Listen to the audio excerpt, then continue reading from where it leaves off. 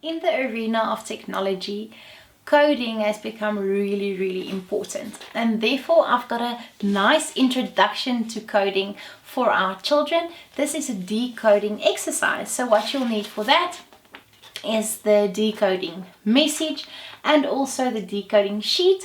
You can download all of that through the link, and we are going to use this as a great introduction to a technology activity. Let me switch to a bird's eye view that you can see how we complete this task. And this is such a fun exercise.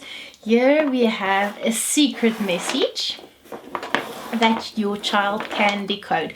And I'm not going to decode it on screen to give it away, but it's really interesting. And here you've got the key by which to unscramble the message.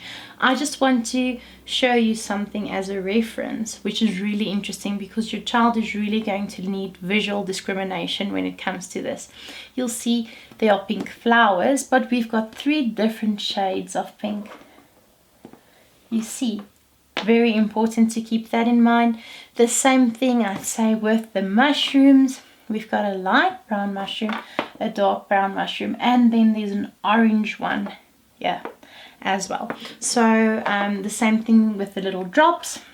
There's a very light drop, there's a medium color drop, and then there's a dark drop.